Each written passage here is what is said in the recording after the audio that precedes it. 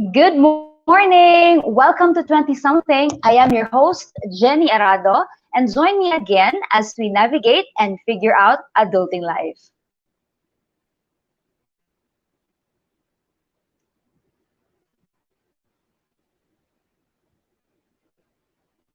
For this episode, Overseas in Your 20s, we have invited guests who have spent or are spending a few years of their life abroad, overseas, working for their family, for their dreams, and for whatever reason that they have. So many of you might be considering working in another country in the future. Maybe you're already applying for a position, for a call for a position. But there are hesitations, there will be problems, and there will be, um, there will be times that you will think, kaya ko ba to?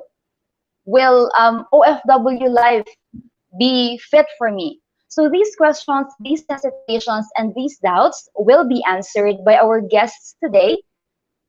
Our first guest, he used to work in the Middle East for an events management company, for an events management position. He will share today the experiences that he used to have there and the troubles, the challenges, and how he was able to overcome them. Ladies and gentlemen, listeners, please welcome Mr. Harvey Lanticse. Hi, Harvey. Hi Good Jenny, good morning. morning. Good morning, may buntag sa tanan. My name is Harvey Magandang Lanticse. Thank you very much, Sunstar, for inviting me to join you today. I am really excited to be here. As you've mentioned, no, I have worked as an events management professional for about 4 years in the Middle East. So I look forward to sharing my experiences here on your show today. Okay, thank you. Thank you very much. We are also looking forward to that, especially na events management is hindi lang sa other countries but also here very in demand. So we'll hear more about Harvey's story. Joining him is Miss Charmaine Acacio, currently working under childcare industry in Europe. Hi, Miss Charmaine. Good morning. Hello, good morning. Good morning, Jenny. Thank you, Jen, and thank you to the Sunstar team for inviting me here. So, hello everyone. I'm Buntag. I'm Charmaine, 20 something years old, and I have been living here in Europe for 2 years now. I came here as an au pair, and now I am in Germany learning the language. So, I hope that everyone can learn from my experience, our experience with Harvey. And yeah, So, Charmaine would like to know how, anong oras na dyan? Are you joining us in a very early time? quite early. It's 4 o'clock in the morning, 4:30 to be exact. Good morning. So, gistorbo Good ka na mo morning. sa 20 something, no? No, no Okay. worries. It's forever. It's. I'm glad to be here. Okay, so before we start with our questions, mag-icebreaker muna tayo ng konti. Let me ask you guys, probably what sticks in your head? The first or the most memorable experience that you had abroad that you may never forget talaga? I don't know, anong klaseng memorable experience? May negative ba or positive? Ano kaya yon? Harvey, can you share with us? Immediately, what crossed my mind, Jen, was shopping. Yun. I think that was one of Wow. the things I could not easily forget. No, when I was there, that until now I still look back. But shopping was really great in the Middle East, where I used to work. No, so that's it. So I heard nga no na in the Middle East, no matter which country, usually shopping conscious, shopping capital or Correct, whatever correct, na brands are available correct. yun dito, no? That's good. Tama yun. It seems That's it one. seems everything was very affordable, and that's dangerous. Actually, I'll explain that later on. Mm. Kuan siya, it's one for the books yun, no, shopping experience in the Middle East. What about you, Correct. Charmaine? What's memorable so far since currently naapaman ka sa Germany?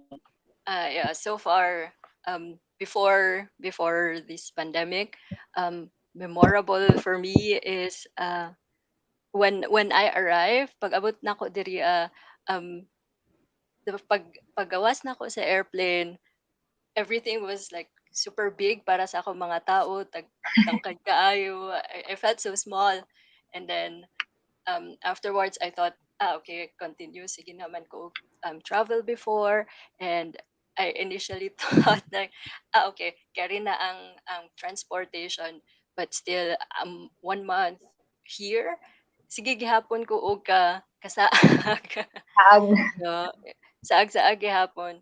Pero it's fun.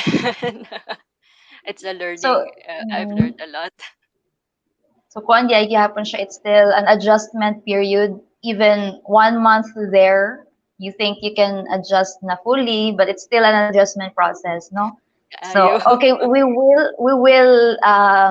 will hear more of that story, saag stories, adjustment stories. Okay, so I guess we're ready for our first question. Okay na ba tayo? Let's do it. Okay. Okay. So our first question, both of you will answer. Okay, very ano lang to siya, very light, ano lang tayo, chika lang. Okay? So overseas motivation ito. Kasi most of us, maybe yung mga ka-age natin, 20 something, maybe in their early 30s, the main motivation talaga is to earn for their family, career development. So I want to know yours, by both of you. So what made you finally decide that overseas work is for you, and ano ba yung main motivation niyo to work abroad? Maybe let's start with Harvey. All right, just for the record, Jen, no, I want also to emphasize na lahi gid og reason ang bawat tao why they choose to work abroad, and I've really learned to appreciate that when I was there, no. So whatever your reason behind, the idea of working overseas, we respect that. But as for me, honestly, I never imagined, no, or planned working overseas. After graduating in 2011, I really wanted to work and serve here in Davao City. However, things really didn't go as how I wanted it to be. No, back then, perhaps part of my younger, stubborn self, being a fresh grad, I was very choosy when it comes to job opportunities. I only wanted to work in corporate communications, and sadly, there was not much opportunity in the city back then. So for a year, I was just freelancing, uh, really ignoring other job opportunities around me. So until such time na 1 year na wala ko ginabuhat, no, I was really bored and broke na. So my cousins who have been living and working in the Middle East invited me to fly there, and told me to try to look for opportunities. And then I think out of frustration, I just said, okay, let's do it. On top of that, of course, there's always the motivation. I really wanted to start earning na and to jumpstart my career. Consolation na lang yun ng international lang experience. So that was my reason back then yun, in all honesty. So with other words, it's not the typical na gusto gyud ko ka ng OFW background because it earns more than ka ng local na employment. Wala na sa mga Harvey na motivation na part. Eventually after deciding yun na okay mo go ko, that's part of the process na when you try to convince yourself na okay, I will have to make it work there, I will really persevere maningkamot yun ko because earning will be good, better pay, better experience. So that's all part of the process, the convincing yourself that it's worth the risk going into a new country, no, a new place na mag-settle ka and mag-start ka professionally. I mean, even personally ba sa imong life. Okay, that's good. Charmaine, unsa man atong motivation? Why are we there? Ay, ikaw lang di ay. Why are we there in Germany? Yeah, motivation. Yeah, like what Harvey said, lahi kita o kanang motivation nganong pag-ato ta overseas and and the likes. So, personally, I always have the travel bug, like I think everyone else, especially the millennials and the Gen Z.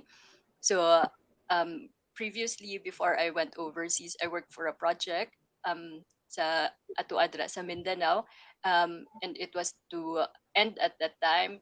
And then I had this feeling that like really strong feeling that I want to go out of my comfort zone, like to try something totally new and yeah, to check my limits. So um, I also want to see what they do in developed countries, and also to personally improve myself. Yeah, and kato nga time ang possible opportunity for me to go overseas, live and integrate, is to be an au pair. So I tried checking out online, checking my luck. Eventually, I met my host family online, and then they said like, oh, okay, so muna to siya ang start. We processed the papers, and then I arrived here. So in Harvey's case kasi, he has cousins or relatives in the Middle East na nag-encourage sa iyaha. In your case, Charmaine ba, when you applied online, was the country available that time Germany, or did you have to choose which European country you have to go to? Yeah, I actually applied for Germany and other Scandinavian countries, but ang sa ako ang naimong available na country is Germany. And unlike Harvey, wala kay family members diri So ano lang yun siya. Pakusgan na lang yun siya og Correct. lakas na loob. Kuan gyud siya, literally going out of your comfort zone. No?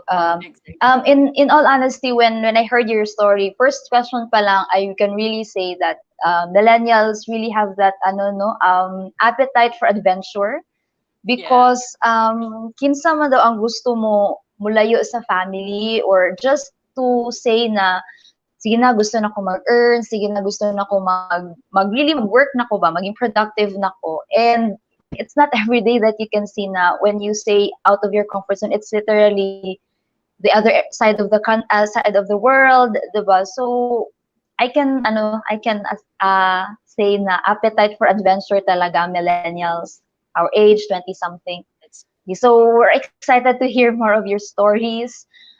Next natin, you can both answer for all the questions. Charmaine already shared with us na pagbaba niya ng eroplano, there was this, maybe there's a sort of culture shock ba on your part na everything was huge. The people are tall, the buildings are huge. Pero aside from those impressions, can you share with us na your first job experience?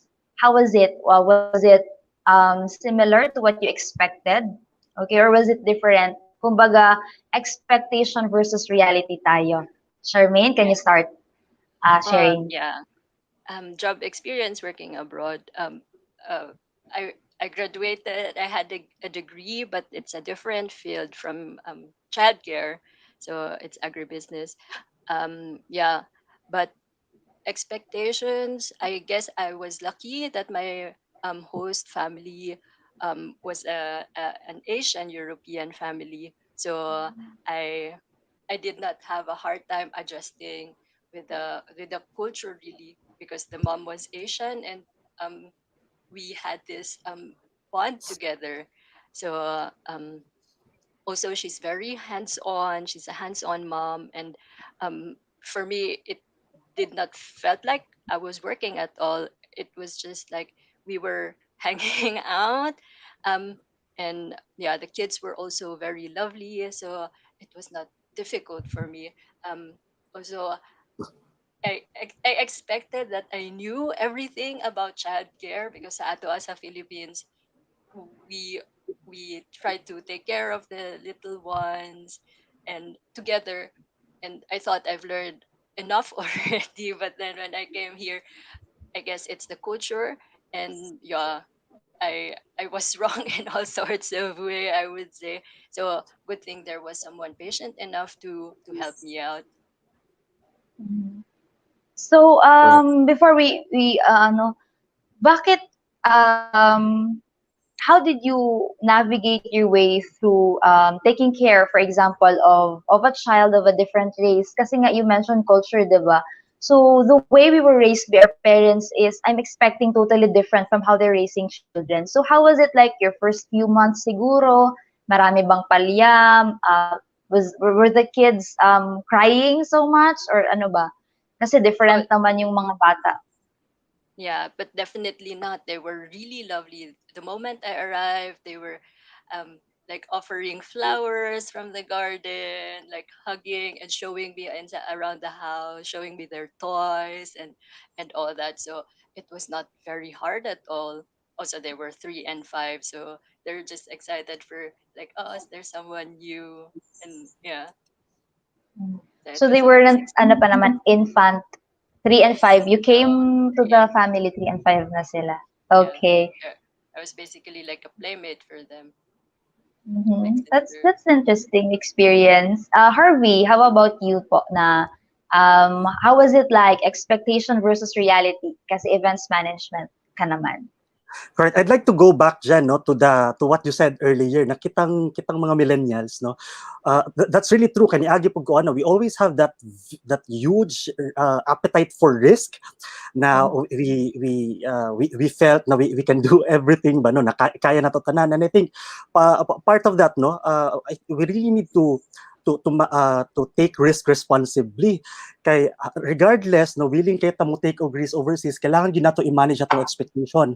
One example, I think the common kanang disappointment gyud no sa mga bata kapag mo abroad sila, they thought na immediately what they studied back home, no, na nahuman nila nga degree sa home country, related immediately ana ilang makuha nga trabaho overseas, and that's really not the case at all. Swerte gyud ka if you land in a job na align sa imong gistudihan.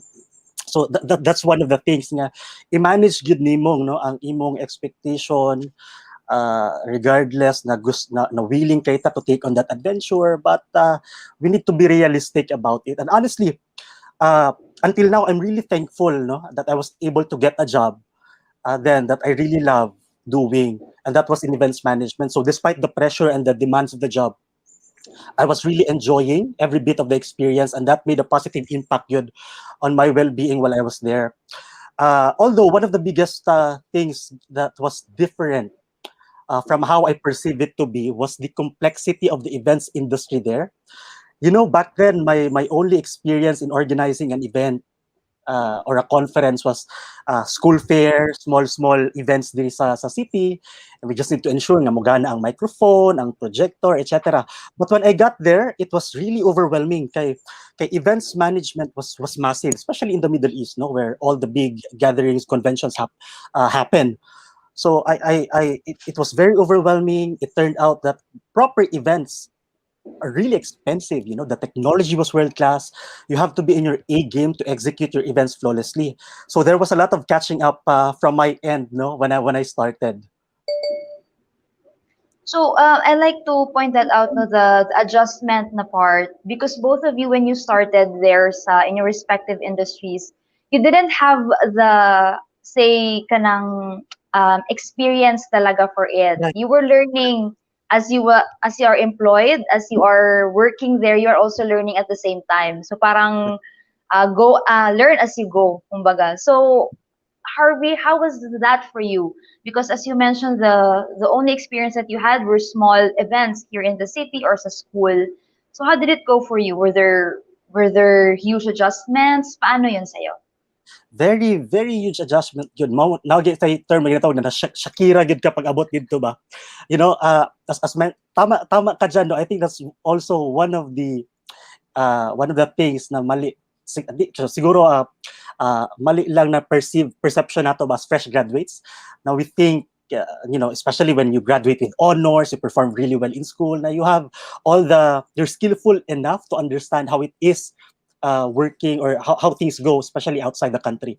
So mali gina siya for imagine in the events industry there, no, in particular sa Middle East, uh, people really spend for it. Like they spend more on event technology than food sometimes. So imagine the pressure and the expectation also nila for you to execute their events successfully and flawlessly.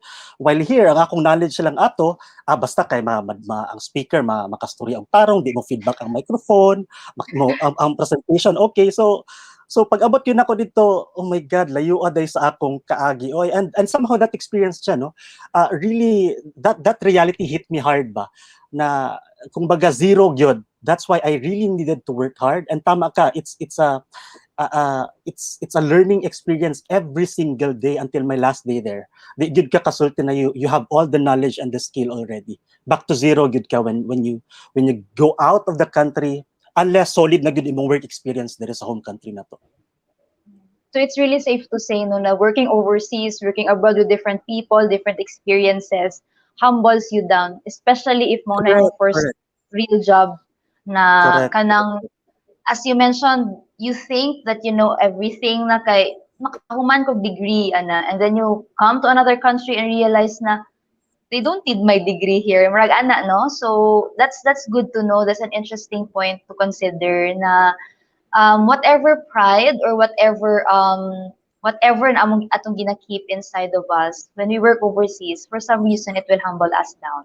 No? Correct. Indot na siya na point. Thank you for that. So next na to know what we'd like to know what is it like ano yung mga misconception. Let's answer this misconception. Maybe you have raised a few points Anna Harvey, but maybe you can add more.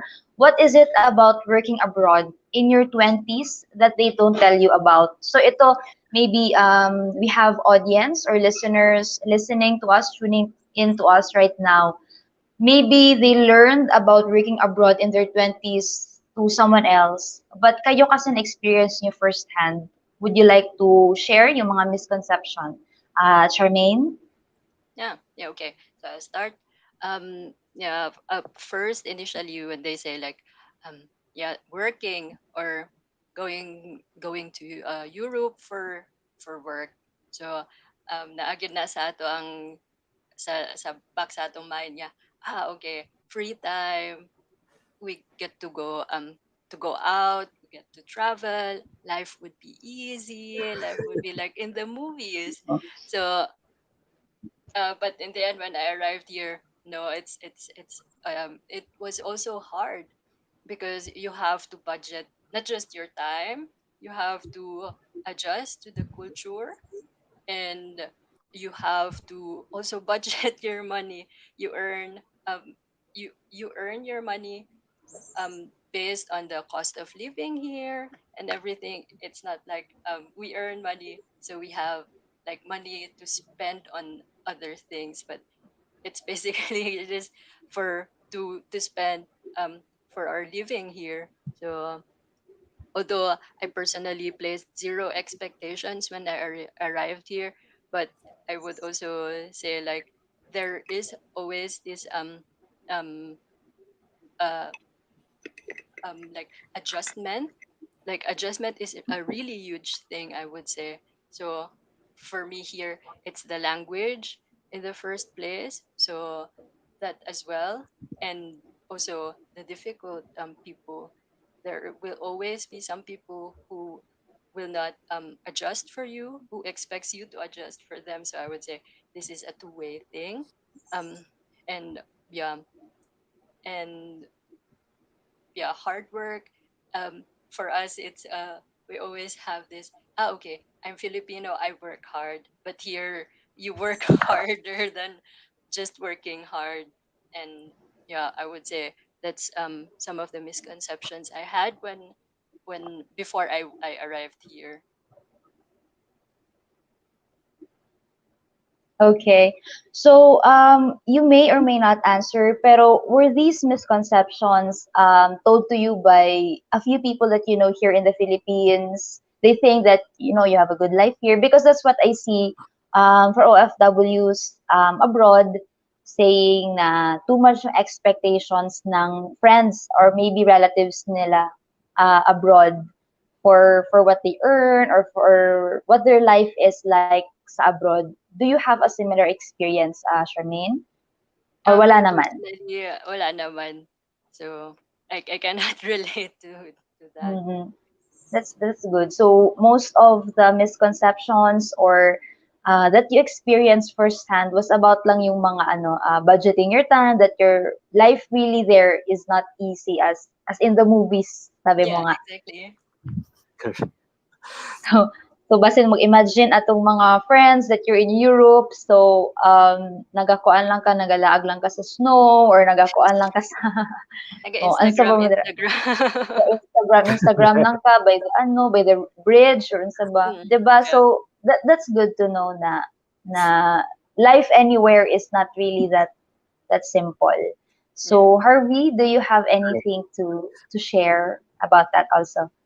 All right, Jen. I think in my case, no, di ba, I have relatives already working overseas. At some point, I think Mm. they've mentioned this thing to me. However, wala gyud ko na minaw ba.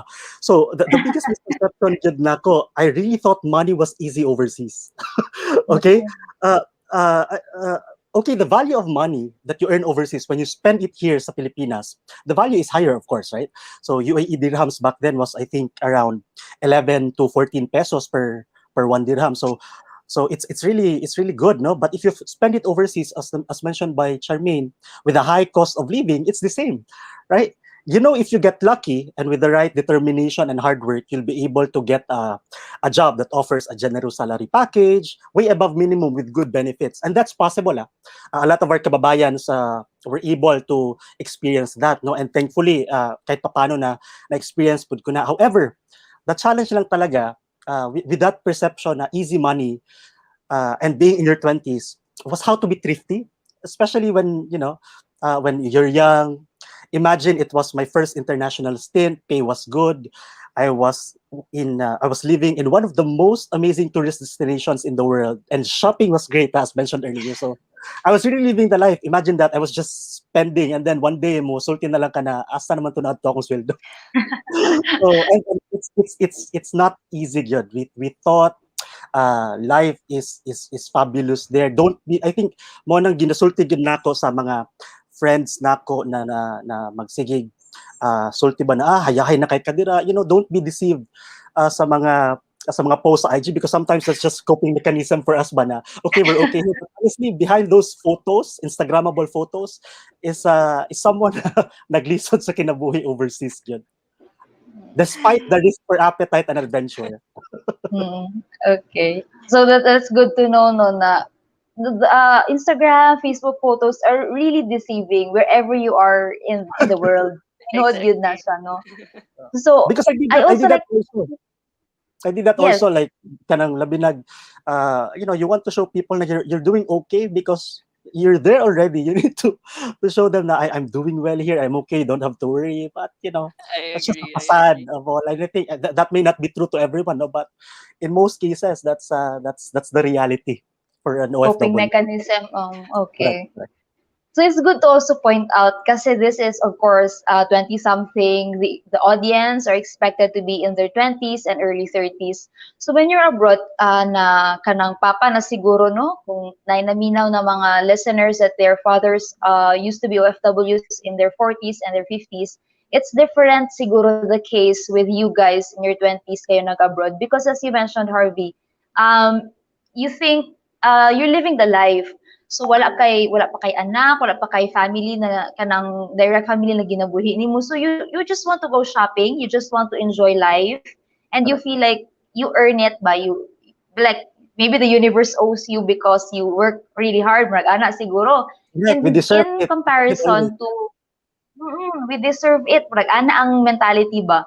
In Exactly. comparison siguro kanang sa mga papa and mama na working, na naanag yung mga anak, the priorities are different in comparison to 20s na single, no? So medyo na ay adjustment and balance between actually saving and rewarding yourself. So na ato na challenge kay nindot daghang shopping destinations man di ay Correct. sa Middle East, or na Correct. ay mga tourist destinations in Germany that you want to go to. So there's that self-control gyud ay, no, lahi siya. Okay, now Right. I understand. Oo. And if I may Okay, add, so Jen, yes. no, to your point lang ba na about sa priority sa tao, no, maglahi gyud sakto ka for 20 something, we just want to spend and enjoy, because I also had colleagues back then, no, mga Filipinos na mga nanay pamilya ba there sa Philippines, and they were the ones really reminding me, no, to start saving. When Okay. you're lucky, you're young, you're here, because if they had only the chance to talk to their younger selves when they Mhm. went there, i-remind po nila sa rin na mag-ano gyud na magtipid ba, because mag-change gyud na tanan once you start providing for your children, etc. So again, maglahi-lahi gyud ang motivation. At least you're lucky you have someone to guide you, no? Kung dili, kay Correct. nag-ana na siguro. Correct. Marta dito. Okay. So you both mentioned no about this culture, kaning magsige mo adjust sa other culture, of course, because you're dealing not only with Filipinos. So how was that? How was it like adjusting to different culture and traditions of maybe your host family, your boss, your coworkers? Charmaine, you want to start? Okay. So dealing with different cultures and traditions. So here it's a totally different culture. It's a totally different tradition. So like I said, the host family that I was with, they're Asian European family. So it was like actually just half of the adjustment, I would say. So and I'm lucky enough that they were very fun to be with. They were quite supportive, but for the strangers, I had to really ask around, like, how do you do this, how do you do that, how do you greet people, do you smile right away, do you shake hands, or do you do beso beso, because yeah, these are strangers. And then yeah, they would like respond like, oh yeah, we do it this way, we do it that way. And and for me, it was also like a very nice experience that for their traditions, um, they would uh, tell me like, okay, today is like Father's Day. It's different from the rest of the world. Like we already celebrated Father's Day here.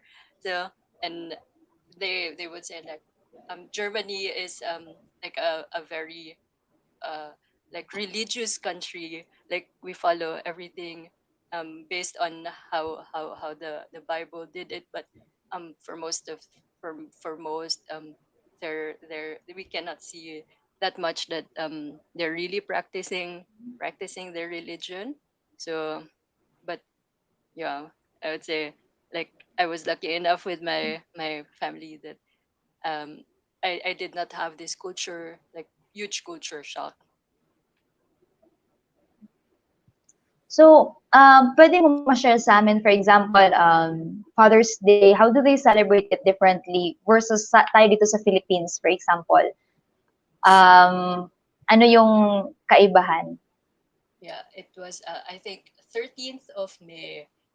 They celebrate Father's Day. It's actually not just Father's Day, but it's like Manartag. They say it's like day for the men. Yeah, it's a religious celebration. So all the men go out.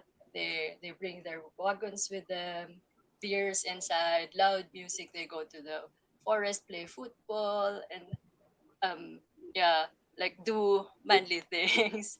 Or some would also spend with family, they go out walking. And yeah, they spend it like for younger men, they spend it with other men. For older ones, they spend it with family, and they go So out you a said lot. you mentioned that your host family kasi ano sila European Asian, so there was little adjustment on your end, but were there times na you got kanang embarrassing moment that you thought this was how they did it but they did it differently? Were there any moments like that? um Parang yes. they were quite understanding. They were quite understanding naman sa ako kapag medyo na ako how do I say it? Pag na ako murag dili according sa ilahang culture and tradition. So far I never felt embarrassed doing something different. And yeah, Mhm. and I think that was like a good way for me to feel comfortable sa Oh. ilahang ways. Mhm. Good. At least you have someone understanding to tell you na we do it differently, and there were little to no judgment on their end kasi Yeah. as you mentioned 2 years pa lang naman, that's that's not a lot of time when you're abroad. And That's as you both mentioned, it's still a learning process every single day. That's good to know that at the other part of the world, at the other side of the world, people are understanding, especially na yeah, wala kay family. Okay, exactly. that's good to know. Harvey, You know what, Jen? what can you share? Yeah, na-mention niya about ning occasions and traditions, how they do things. In Uh, my case, I mean, one of the experience good nga happy kid ko makahilak is when, where I yeah. was, they celebrate Christmas. They don't celebrate Christmas, right? December 25 is nothing, right? Because it's totally Oh, different. So imagine growing up in the Philippines where pag months pa lang, Christmas na kayo ang feels, right? But when I was there, okay. it was just an ordinary day. So I was really missing that a lot. So murag mosamot ka og kamingaw na what is happening, why are we not celebrating celebrating the Yuletide season, no? Na-remind lang ko sa gisulti niya nga occasion ba na in other countries they don't celebrate it the way we celebrate it back home. So so mo nang ginasulti gid nako every time when I have friends na mag-ask na they're considering working abroad, asa kaya gwapo na country to work. Ang ako lang gitubag sa ilaha is, consider a country where there's a good number of Filipinos already, because Mm-hmm. somehow that will help you in Adjusting. adjusting or navigating to the culture, because somehow at least the people who are locals in that foreign land, no, kay dili na bag-o sa ilaha ang Filipino culture, no, and how we see things, how we celebrate things. So at least ikaw pag abot mo dito, naanay nauna sa imo who introduce your culture to these people ba. So mauna one of the things that you really need to consider. Tapos in terms sa workplace naman, in my first team then, I was the only Filipino. I was 21, no, fresh grad. In fact, I think I was the youngest then in the company. I had a colleague who was South African, another one was Jordanian, one from India, and another one from Germany. So it was really a good mix in terms of nationality and culture. As at first, as the mention nga ni Charmaine, I was very intimidated because, for one, they were all taller than me. Imagine, Jen and Charm, And I you're was already already tall. I'm already 5'10", but I felt really small, being with them. Not to mention the differences in beliefs and the perception on things. So it could really make you feel uneasy and intimidated. But you know what really helped me navigate through all the inhibitions and differences? I went back to the basic lang yun. Na despite our differences, I looked at what's common among us, and that's the fact na we're all there outside the comfort of our home countries. We're there to work and to earn. So I started from there. I knew they value also that opportunity na nakatrabaho sila outside, no? So I don't think they will do something bad or wrong na would get in their way, no? Ergo, we will have to respect one another and try to work together as a team. And thankfully, that worked for me good. And as Filipinos, we are generally respectful naman, as mentioned, no? And I think that will really help us whenever we go overseas or we deal with people coming from different culture. And also, another thing, do not think that you're above anyone. Uh, uh, Tungod kesyo kay bata ka, mas fresh ang imong ideas, dili gyud na siya mag-work dito. Respect and humility must work together, and these are keys. So, despite the differences, look for that common good, because there is common goodness in everybody. Show them respect, and they'll respect you back. So we're learning here that whatever the culture, whatever the race, ang common denominator nato ang tanan is the need to be respected and the need to be Exactly. mao na tong common ground eh. That's Exactly. nice to know, finding the common denominator, the common whatever is common sa atong tanan. Okay, Correct. lahi-lahi man ta. So you mentioned about the finding a country that has many Filipinos in them. In your case, Bahari, na ay mga times that you participated maybe in a Filipino group, di ba na may mga Filipino community, or didn't wala ka nagka-chance for that? Actually, in the Middle East, grabe, dako na kayong population sa mga Pinoy dito, no? I think aware ta tanaan na. I met a lot of Filipinos there. I even joined groups, no, Filipino groups there na ay mga religious groups. Kanang we go to a Filipino church. So that also helped ba the somehow it would make you feel na times nga murag naaraman day gihapon ko sa Pilipinas, you know. So and that really helped a lot, especially when you miss the food, when you miss talking in our own language, you just go to that particular group or particular place, and then it helps, you know, and it works. It does its magic always. Finding kababayan. Finding Charmaine, kababayan. is the case same for you?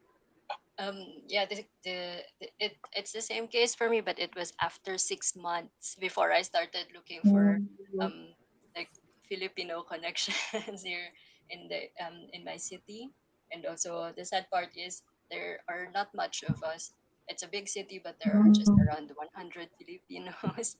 So it was quite difficult, but luckily through internet, through Facebook, I was able to find a group and yeah, get to meet.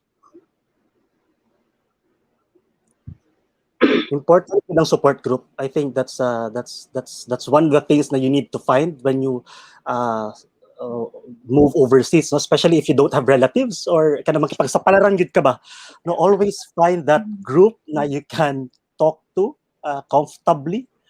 Kay they are the same people who will carry you up, you know, bring you up when things are just, you know, down or when you're at the lowest of the lows. Okay. So this is regardless kung naamang kay family there or not. It is good to know that you have someone, Filipino support groups, Filipino communities. That's why maybe almost any country in the world na daghang Pinoy naagi Pinoy communities na ay Filipino gathering. No? Makita nato na mga ano sa Facebook.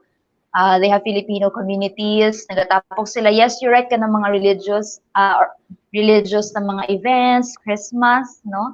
So, last na lang for this question, Charmaine, how was Christmas like diha sa Germany? Kasi given that you said they're religious, but was it different? Kasi sa Middle East, knowing wala gid Christmas Yeah, eh. wala sila In Christmas. Germany Yeah, ba? but that's true. Here it's not very religious. Pareha sa ato ang naata tong simbang gabi. Diri wala sila yung ato.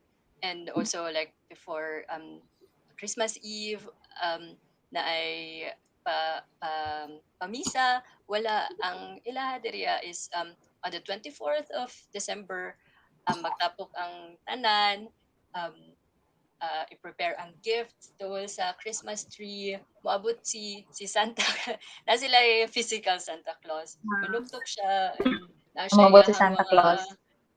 hurem-hurem. Tapos nasunod siya pa sa lingkod.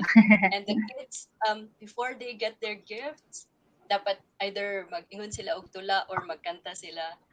So there I was able to also share like I think it was Bahay Kubo. Nagkanta po kong Bahay Kubo para ma-claim na ko ako ang Christmas tree. So yeah, it was fun sharing sharing their Christmas culture, Christmas tradition. So it was I thought ano lang pa pa-advertisement lang si Santa, but in here every house nagi Santa nga manuktok to give gifts to the Okay. kids.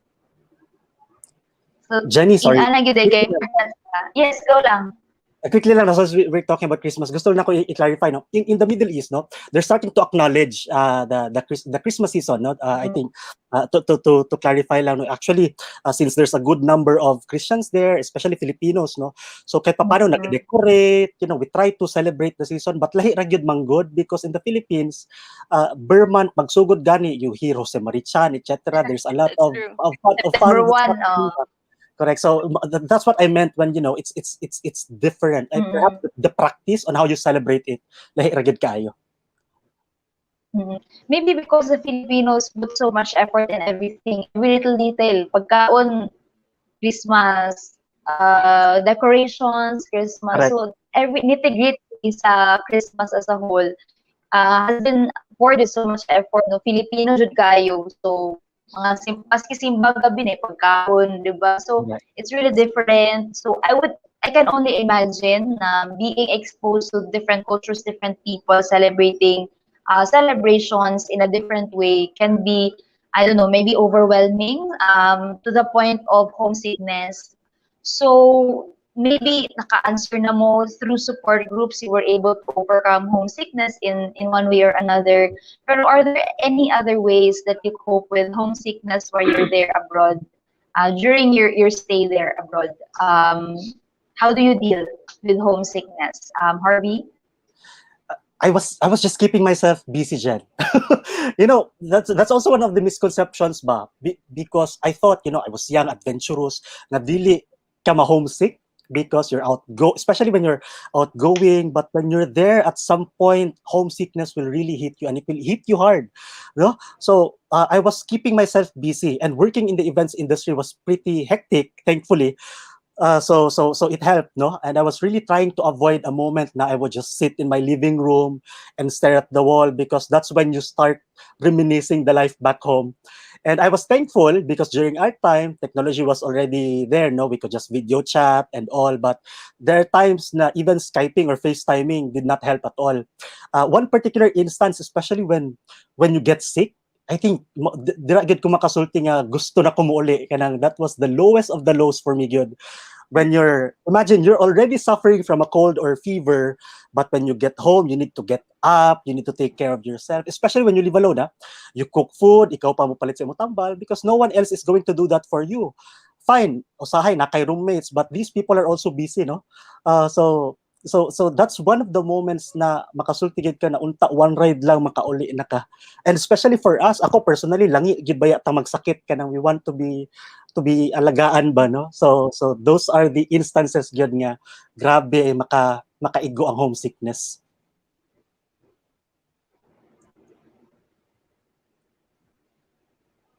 Charmaine, ikaw naman, how do you fight homesickness naman? Yeah, I agree really with Harvey. Like, kinahanglan lang yun na to i-keep atong self busy.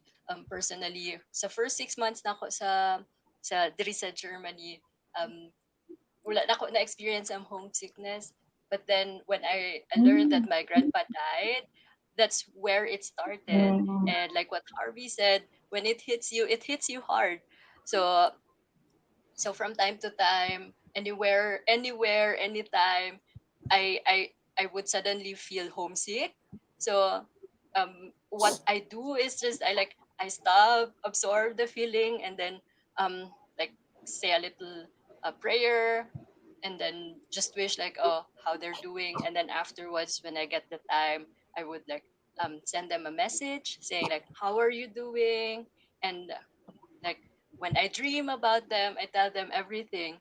So I made the most out of the internet, video call, phone calls. So it was very convenient.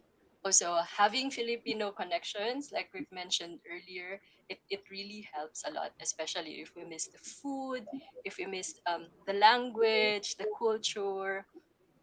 And I would also add like having international friends, so from different backgrounds. It's like extending your family. So I think that also helps, like keeping aside from keeping yourself busy, because for me I only had to work 6 hours a day. So I also had like spare time to spend with other people, so I get to experience also like meeting other people from other backgrounds. So I think that would also like help with being homesick. You get um you get the chance to make like another like family from another background. So that's how I would like Correct. do it. If I'm I not may sure add, if Jen, if yeah, sige lang, go. no, with the experience of Charmaine ba, I think that was also one of the hardest things that could happen to you, no, when there's family emergency back home. Okay. Lisod kayo na Mm-mm. dili ka basta-basta kauli. True. because I have friends there, Filipino friends there, na yung mga family emergency or na yung nagkasakit sa pamilya. But unfortunately, you're helpless. I think the least you can do is to send money, no, and pray for them. But to be there physically, it's torture. Personally, yun, na dili ka makauli and to be with your family. So that's really tough. So for people watching and considering going abroad in their 20s, maybe that's one thing that they should consider.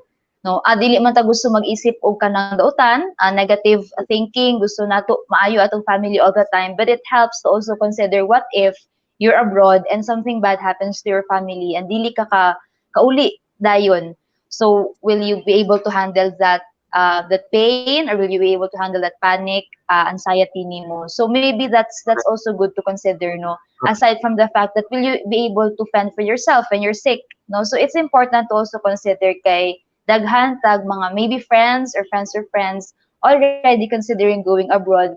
uh, ang ilang financial na aspect ang ilahang put into gina-check nila, no, but the emotional aspect medyo dili kayo nato na check, which we are happy that you are sharing with us right now how you deal with homesickness, how you cope up with all these problems, no? So I would also like to add if kung same ba ang case sa inyo, because I heard someone told me na when you're abroad, parang misery loves company, na when you're feeling homesick or when you're feeling down and you know that someone maybe non-Filipino is also feeling the same way, both of you are not in a good state, murag somehow you feel better about it. That's not in a negative way, but knowing that you're not alone, na-experience ba ninyo na murag something ana na situation? Um, yeah, I would like to share. Yeah, na-experience ako na nga situation personally with other au pairs also.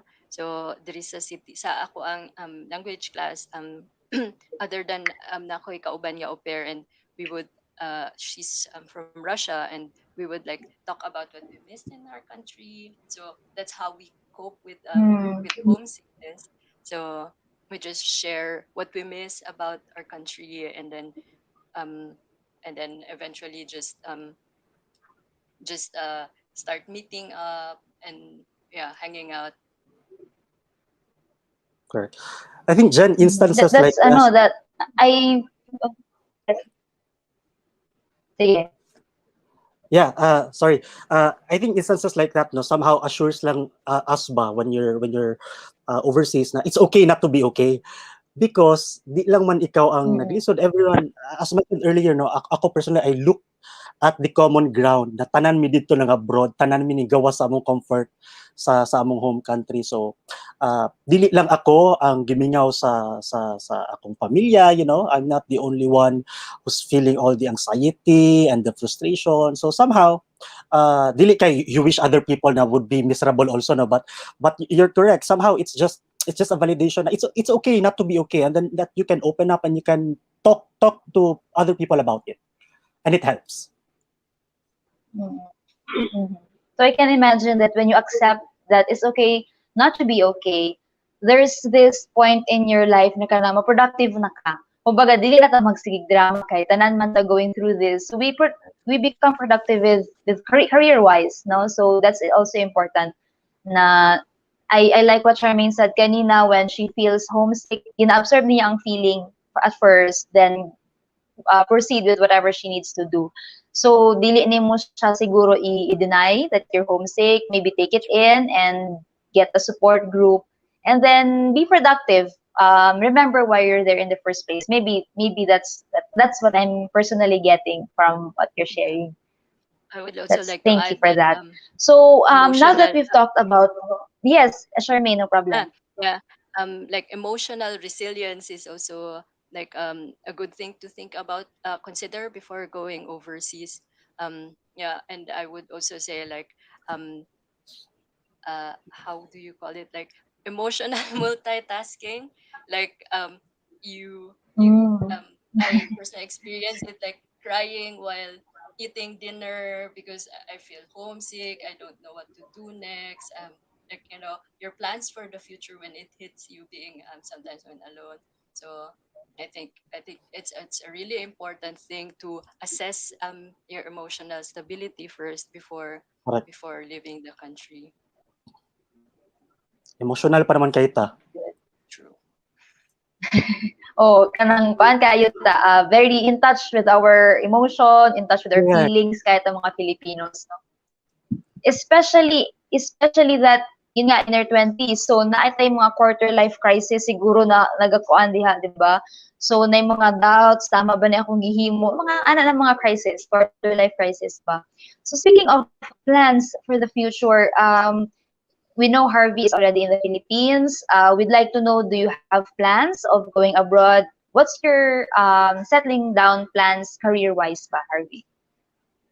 Ako, as mentioned earlier, Jen, no, thankful ko because back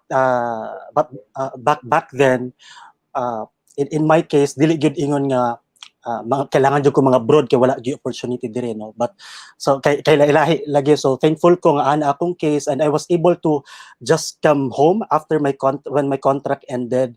So mapasalamaton ko ana, and even before, I just really wanted to work and serve here.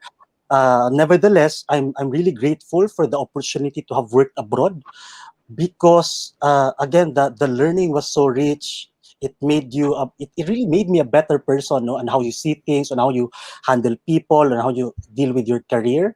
And when I got here, it's just, it seems na mas mature ka ba, and in dealing with things good, and that's been helping me throughout my career here in the country. So long-term plans, hopefully I don't need to get out of the country again because I really enjoy working here and being close to family. Okay, that's good to know.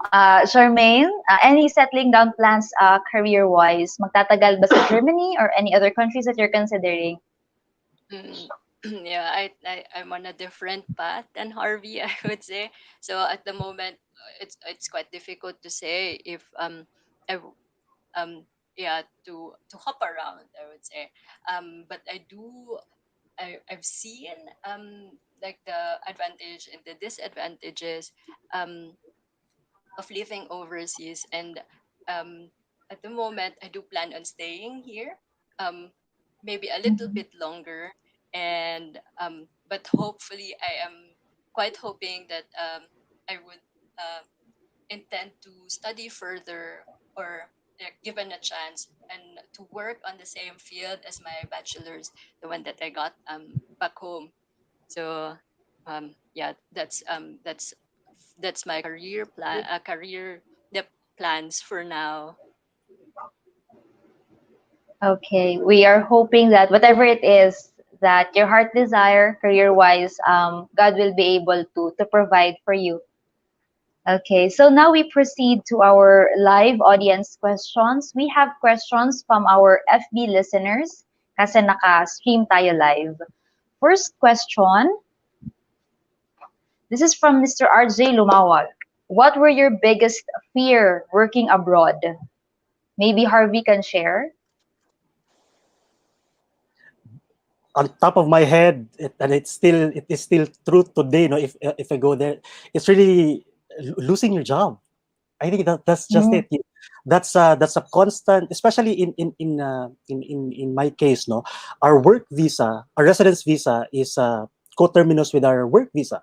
So imagine losing your job the next day. Immediately you'll be sent home, and I think that's the biggest fear of every OFW in anywhere in the world, no. Losing that job, especially when you're already providing for your family, when you're earning, enjoying everything, and that fear will somehow motivate you also to really do well in what you do, right? Because dili ka gusto mo og trabaho. That was just my biggest fear yun. When I was there, dili ko gusto mo uli dayon because I'm here already. I need to really take advantage of that opportunity. mm. Plus At I the enjoy same time, mm, plus I really enjoyed my job. So that was my biggest fear, losing my job. at the same time, you wouldn't know pag nawala to, di ba? You would be having a hard time mangita na pud ka while you're there and Correct. not go Correct. home immediately. Okay, so Correct. our next question from our live audience. Uh, Mark, giunsa ninyo pag-handle ang mga relatives nga sigig pangayo og pabor, like sigig pangayo og kwarta? I think Charmaine already answered na wala ni, no? In your family and friends case, wala man. So far, ang sa ako, naay iba, na ako'y madawat nga mga messages, nga kanang kumusta, mag-start sa kumusta, and then kanang basi pwede, naa kay mapahulam. For me personally, I would directly say, pasensya, I'm actually not earning enough money to um to lend you, to lend other people. It's already budgeted. Correct. They understand naman when you answer like that. Hopefully they did understood, Mm, but yeah, I I think that's like a go to answer na um naka-budget na ang amo ang padala sa Pilipinas, mm, naka-budget na ang amo ang allowance nga makuha diri so mm. hopefully. Maybe it's about time, no, na we educate or we tell our friends or relatives na working abroad is not necessarily a luxurious na Correct. kanang career. Na dili ta kanang ginaingon sa atong kuan, di ba, parents, dili ta nagakuan ng og kwarta, dili ginapunit ang kwarta diri abroad. Maybe that's cliche, but hearing your stories, I can say Correct. tinuod man gyud siya, no? Correct. Correct. Correct. So it's respectful. It's good that that's how you answer people who ask you to lend them money if you have extra money. Because at the end of the day, kung naglisod sila, naglisod pud mo, no? So, you just like to reiterate what you said, whatever they see on social media is not necessarily true. So, kung nag-post ka diha o ka ng tourist destination, it doesn't mean na naglaag-laag lang ka. Okay, so That's true. thank Right. you. Thank you for that. Next live question is, saman, napa ba tay live question? Wait, let me check. Okay. Um, for me, I think, okay, yun na.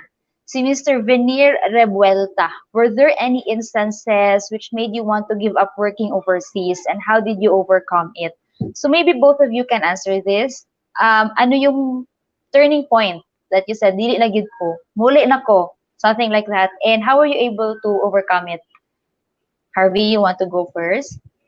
Correct. So these thoughts in my case, musulod lang gid ni siya, Jen, whenever you're really at Mm, the lowest of the lowest yun. And that happened to me pagka na masakit ka, as mentioned earlier.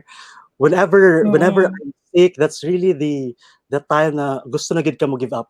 Because why, maka-question ka ba na, why am I doing this? I'm young, I can just get a job back home.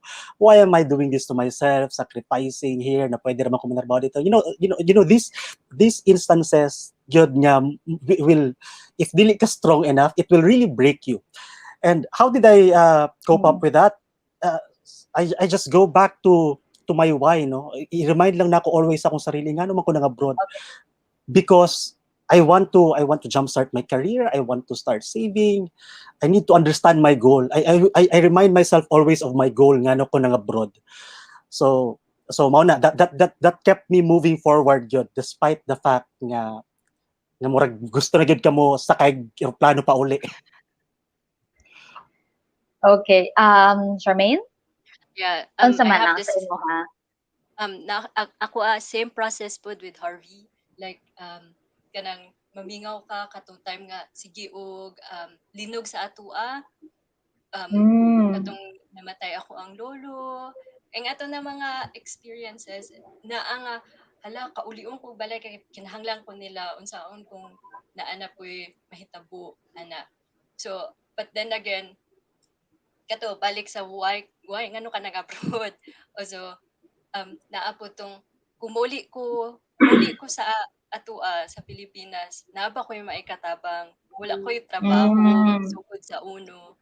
So kato nga thought, mo to ang murag nagpugong sa ako ang mula ko'y pulos kung muuli ko sa amoa kay masugod gyapon ko sa uno.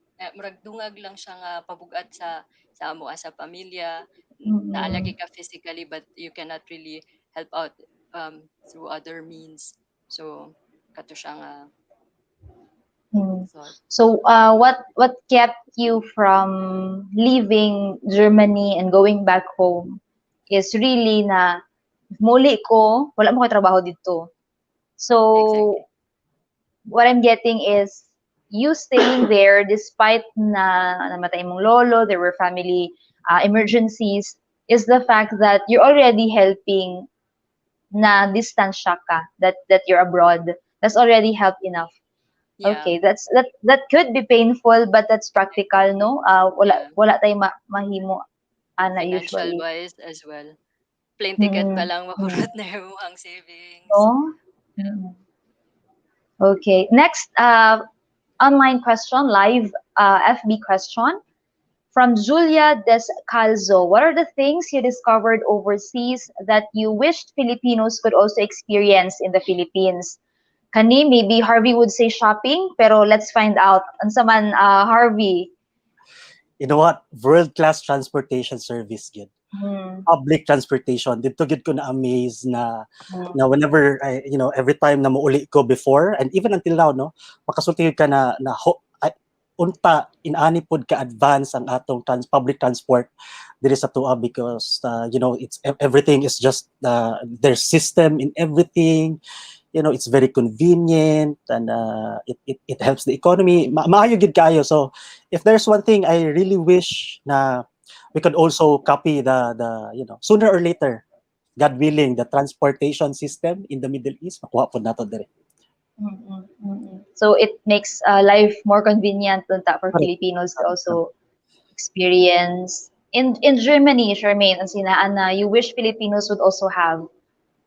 The thing that I wished we also have in the Philippines, other than also transportation, um, is I guess more open and more accept.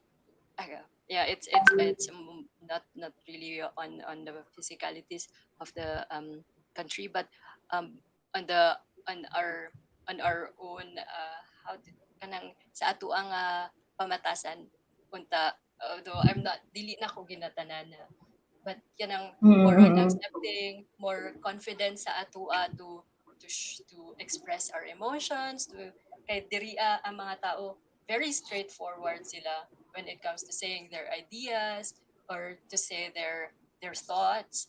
Like if you said something they did not like, they would say like, no, this is what I meant, and this is how I felt when you told me something like this and that. So I would I wish that's what we also had. Na, dili tong pa-flower flower sa ato ang okay, and then Mm-mm. pagtalikod, ay, unsa man to uy, kanang nga na ba? Ah, So, mo to siya ang isa sa parang say what you mean yun, no? Kay medyo sa Filipinos, as mentioned earlier, medyo in touch maguta sa atong emotions. So we are also kanang afraid that we would also hurt the other person. No? So that's true. I'd like to share na ako'y professor in college who also shared kay nag New York siya for a further study. He shared na lahi ra gyud sa Philippines when someone from America kanang invited you kanang party, you just say na dili lang ko pass lang sa syempre in English no kay New York man. pero in the Philippines, you will really have to magngita kag alibay. Why would you say no? Ay, sakit akong tiyan. Kailangan pa ka makap just so dili sila ma-hurt. But in other countries, di ba, when you say no, end of discussion, okay, dili siya gusto makig-party. Maybe the case is different for every nationality, for every country. Yeah. Pero that's what I'm getting from what you shared, Charmaine, no, na the Philippines, dagan pa sa sikot-sikot, medyo kuanta, medyo flowery words pata, Yeah. and we're not that direct despite being in touch with our emotions, or maybe because we are in touch with our emotions. No? So, But to thank work you. Thank you with for confidence. sharing what you think na dapat na ada. Jen, Yes. Then may add lang sa na-mention niya about anang ano ba being straightforward, you know. In my case Mm. nag-back and forth gid ko ana ba because when I got there, no, I was really shocked kay very straightforward ang mga tao, you know. As is where is ba what they say, that's it, right? O sikot-sikot. So I was Oo. able to adjust eventually working there, but when I went back home, somehow nadala ko na siya initially, and then nakurat na po ko kay ma-misinterpret na po sa mga tao diri. So nibalik na po ko dito sa part na you need to be more sensitive and subtle and how Oo. you see things ba. So mao to. So that's also one of the things na mag-adjust gid ka. Medyo pabebet ang mga Filipinos man gud no, so kailangan nato kuan tread lightly. So Correct, we correct. have, I think, one last online question. This is from Mark about discrimination. Naka-experience ba mo ani and yun sa ninyo pag-overcome? So naay mga Filipinos from different countries, maybe they have experienced discrimination tungod kay Asian, tungod kay Filipino. I would like to know if you also experienced the same in your respective countries nagi-trabahuan. Charmaine? Yeah, for me, naka-experience ko ana first time um, sa bus. So, suddenly nagpalit Mm. lang og syagit ang tao nga kanang ay na po mga basura diri and then sige na siya og yaw-yaw for the 15 minutes, the entire 15 minutes nga nakasakay ko sa bus, sige siya og Mm. yaw-yaw kaning mga Asians, mga basura, ginakuha nila amo ang trabaho, and the moment nagawas na siya sa iyahang kwarta, and sige niya og wave sa ako um, say nga ginakuha ang ginagamit ang ilahang tax and kaning mga ing-ani nga mga concerns nila, but this guy is drunk siya, and I think anang uh, how do I say it, S- um non-working class siya diri sa country. So Mhm.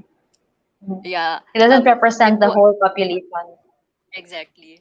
And it Mhm. was very scary for me kay this is a he was a drunk guy, and I was scared basig iya kung physically harassed, and what I would say like it was really directed on me because checking the people inside the bus, I was the only person of color there. So Mm. he would also he would also say like these Asians, and luckily for me during that time I only understood half of what he said. I still did not learn the language very well back then, but some of the words I would hear.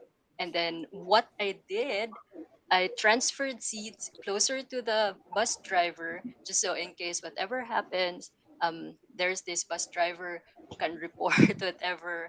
And Mm. although the other passengers there wasn't really helping that much, or maybe they just disregarded him because he was of course drunk. And then yeah, just try to not really think about it, and as much as possible dili gud dapat patulan ng ingani nga mga verbal verbal attacks, I would say. So as much as possible. Mm.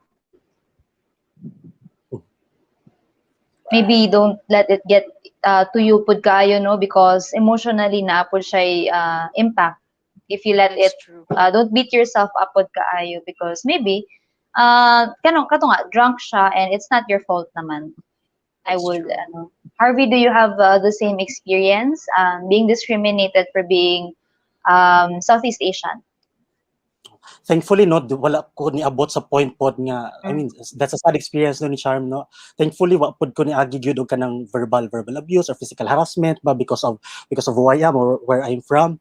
But what I realized Jud, there when I was there is discrimination is always gonna be there. No, it will come in Mm. many forms, subtle or obvious, but it's there. So that's one of the realities of the waton Jud nato. Uh, in my case, it's more of a prejudice on my capabilities being Filipino, no, working overseas because I think the stereotype, and this could still be true until now, na pag Filipino ka you're expected to be a domestic helper, you're a food Mm. server, etc. So when I was there, people, especially being the youngest Filipino working in the company, they were also surprised na you're a Filipino, but I was able to get an executive job. You know, in 3 years. thankfully, I was with hard work and determination, I was really able to climb ba sa ladder. And Mhm. mafeel gid nako na despite the title or the role that I was already doing, whenever there were meetings or presentations, especially when you present to the sorry sa term, to the whites, no, to the to the other nationalities, somehow ma-feel mo that you need to work even harder because you need to prove to them na you're really parang credible to do the job. And na-learn yun nako ng art na correct dili lang kay nako isulod sa akong utok kay it will affect your performance, no? But I persevered na basta rungon nako akong trabaho because I will just let my work speak for itself ba, no? And it worked. Nakita man nila nga kugihan man day ning Pilipino, no, dili lang man day ni sila pang domestic helpera or pang assistant ba. So it's there. It's happening even until this day. The world is trying to get rid of it, and hopefully, one day we'll all just wake up and everyone will start accepting our weaknesses and our strengths. That's ang discrimination, like you said, really naagid siya, no? Subtle man, them being shocked na naakay executive position, or obvious and in your face, kagaya ng na-experience ni Charmaine, like in the bus, people telling you na you're getting the jobs that they should be enjoying or should be working for, kay silang locals. So to the listeners out there, mao pud ni ang put into consideration, kaya ba nato handling discrimination, especially in countries na there are less Filipinos. Sa case ni Charmaine, there are only 100 Filipinos. So it might be difficult and challenging. So maybe that's one thing that we have to be ready for aside sa financial na mga requirements. No, so we are very thankful for Harvey and Charmaine this morning for sharing your experiences, your stories. I'm sure listeners have learned a thing or two before they consider going abroad. Salamat kaayo Harvey and Charmaine. Thank you po, Thank you, kaayo. Jenny. Thank you, Sunstar. Thank you very much. So, to all our viewers, we are grateful that you have accompanied us in our 1 hour of this episode of Overseas in Your 20s. If you have suggestions, comments, or whatever it is that you want to be featured here in 20 something, please do not hesitate to email us at ssdavao@gmail.com. This has been Jennie Arado. I am your host for 20 something. See you next week. Bye.